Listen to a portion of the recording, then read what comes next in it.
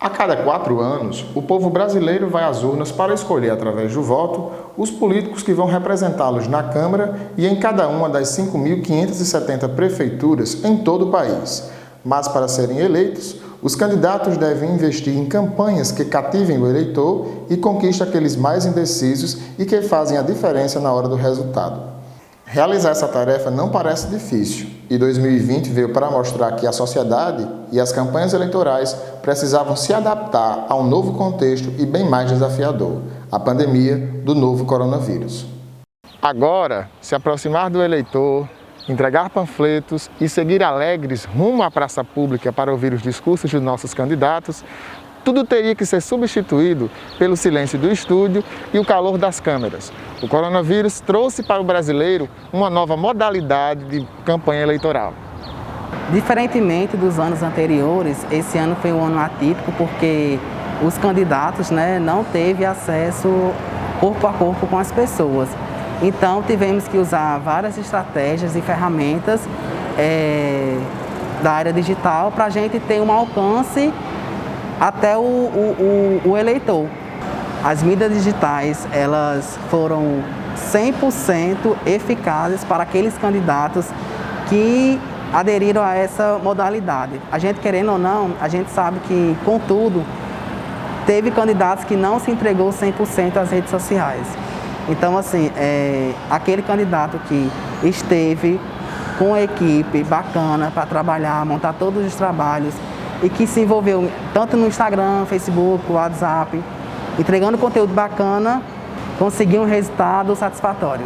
Então, assim, são inúmeras coisas que o candidato não tinha tanto hábito de usar a sua própria rede social. Então, na campanha passada, ele teve que se reinventar justamente nessa era digital, tanto criar uma linha de transmissão no WhatsApp, uma conta no YouTube, Instagram e o Facebook. Então, assim, isso foi de grande importância para aquele candidato que ele entrou nesse mundo, e hoje a gente vê vários candidatos fazendo stories diariamente dos seus trabalhos. Então, isso é bom, isso aproxima o seu eleitor, aproxima a gente da gente, a população do candidato, entendeu? Então foi algo que não ficou somente na campanha, vai ficar aí para as próximas gerações. Trazendo essa realidade para o interior do Rio Grande do Norte, a cidade de Rafael Fernandes, localizada a 396 quilômetros da capital, foi uma das que teve que aderir ao uso das redes sociais durante o período político. Para o coordenador de comunicação da campanha eleitoral, Diogo Ferreira, o pleito de 2020, através das redes sociais, significou um grande desafio para o candidato e o eleitor, já que o contato físico entre eles não poderia acontecer. Devido à pandemia, a gente teve no início um pouco de dificuldade para chegar na casa do eleitor, né?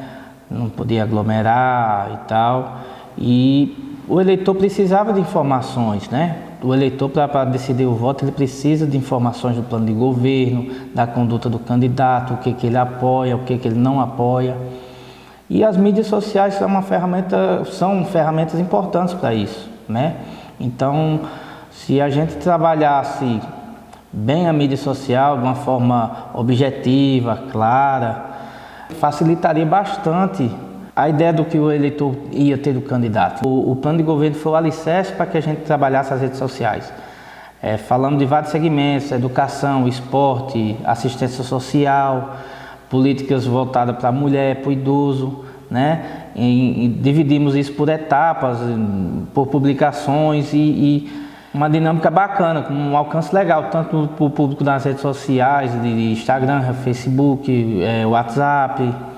As pessoas nos mandavam respostas, mandavam recados por caixa de mensagem, via WhatsApp, republicavam bastante coisa que a gente fazia, repostavam.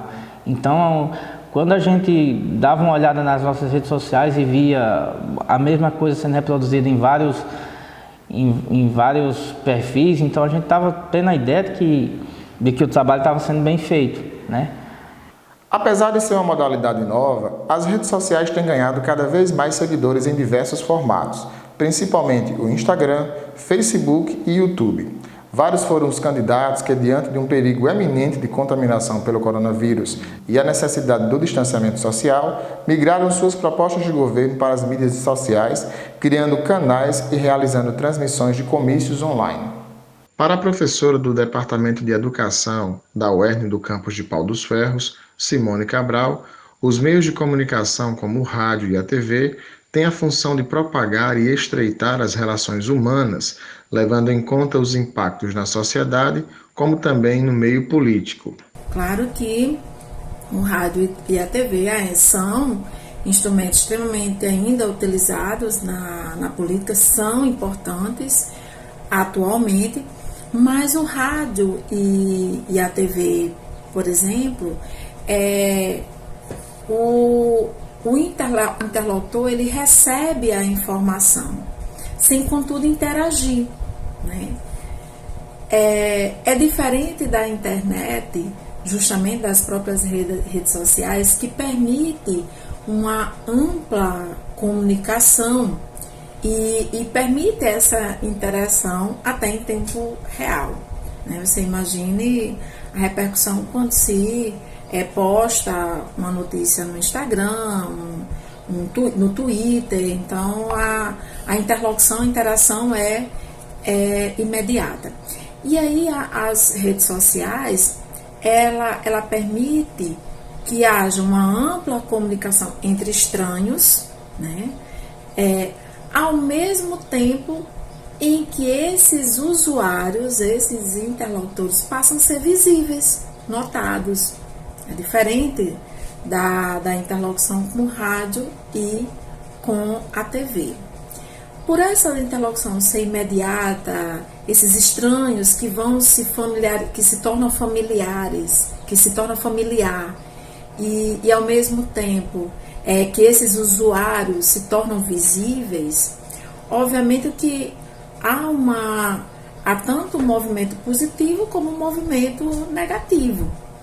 Né? Positivo porque fica muito mais fácil para o político divulgar as suas propostas, por exemplo, mas ao mesmo tempo negativo quando se utiliza desses espaços para as famigeradas fake news. O prefeito Bruno Anastácio, vendo nas redes sociais uma alternativa para ter mais contato com seu público e aumentar a visibilidade de suas propostas, criou a TV 25, um conjunto de 5 programas lançados no IGTV do Instagram e no YouTube, mostrando as principais propostas nas áreas de saúde, educação, cultura, assistência social, esporte, meio ambiente e agricultura. A TV 25 foi uma dessas inovações, né? A gente, em outras campanhas, até o hábito dos candidatos é distribuir aquele plano de governo impresso, vamos dizer assim, por baixo da porta dos munícipes. A gente fez isso também, mas buscou também levar as nossas propostas, montar também um palanque virtual para que a gente pudesse, de forma oral, mostrar um pouco das nossas propostas, das nossas ideias para o futuro. Dividiu, inclusive, em vários programas de acordo com com os setores da administração pública, e a gente entende que ficou um trabalho muito bacana, uma espécie de um mini horário político mesmo, né? Dentro das nossas redes sociais. Então a gente entende que foi uma ideia inovadora e que sem dúvida deu certo e colhemos bons frutos com ela, né? De fato foi uma nova realidade, né? Essa campanha mais virtual, em virtude dessa situação, dessa pandemia, na qual de fato as equipes tiveram que se reinventar. Em cidades pequenas como a nossa, então, que é muito habitual fazer uma campanha muito corpo a corpo, onde todo mundo conhece todo mundo, onde você vai na casa de todos, onde você é realmente íntimo de praticamente todas as famílias da cidade, a gente buscou ter esse contato mais próximo através das mídias sociais, que é, sem dúvida, uma grande ferramenta, que aproxima públicos que às vezes também não têm esse acesso para conosco e que se sentem também parte integrante. Foi interessante a gente mostrar um pouco das nossas ideias, das propostas, daquilo que a gente tinha feito também nesse primeiro mandato, poder debater isso de forma virtual, dar esse espaço para que muitas pessoas pudessem ter voz também nesse projeto, desse plano de governo da gente ao longo dessa campanha de 2020, através das redes sociais. Então, a gente viu acredita que o desempenho da nossa equipe como todo de mídia foi muito positivo. A gente conseguiu inovar em várias coisas, a gente conseguiu transmitir esse plano de governo para as pessoas, e isso é tão comprovado que a gente acabou tendo também essa ampla maioria, né, nas urnas, graças a Deus. Então mostra que a nossa mensagem chegou nas casas, né? E é um público diferente que você acaba atingindo, né? Quando você faz uma campanha corpo a corpo, você tradicionalmente sempre tem um contato maior com os pais, com a mãe, com as pessoas mais idosas, com os chefes das famílias, vamos dizer assim. Acredito que na rede social o jovem tem uma voz muito maior. O jovem consegue formar a sua opinião melhor. Muitas vezes o jovem não está interessado em ouvir essa conversa do candidato na casa dele, mas ele está interessado em ouvir o que o candidato tem a apresentar num plano de governo virtual, como foi a TV 25. Então acredito que realmente isso foi um diferencial da nossa campanha. Além dos vídeos, o WhatsApp, Facebook e o Instagram foram os canais de maior interatividade para o eleitor, que diariamente cobrava postagens e as últimas novidades do seu candidato na campanha. Para a eleitora Mirela Raquel, mesmo não podendo sair de casa, graças às redes sociais, estava sempre por dentro de todas as propostas do seu candidato. Foi um baque muito grande, né? Porque até então a gente conhecia uma campanha onde a gente poderia aglomerar, poderia comemorar nas ruas, vibrar nas ruas com outras pessoas. E esse ano, devido à pandemia, foi um ano diferenciado, porque foi totalmente midiático, uma campanha voltada nas redes sociais. Então, as pessoas não podiam ir para as ruas como de costume, né? As nossas vibrações, elas se tornaram likes, se tornaram comentários. Eu buscava sempre acompanhar para saber como estava acontecendo a campanha em si. Por mais que vivemos em uma cidade pequena, onde a gente consegue saber de todas as ações, mas eu sempre gostava de me atualizar no portal realmente do candidato. A pandemia nos afastou da convivência social e mudou o nosso modo de agir e pensar, principalmente nas campanhas eleitorais. Se por um lado temos um vírus mortal que já ceifou a vida de milhares de pessoas, por outro temos a comunicação digital, que nos aproxima no toque de apenas uma tela.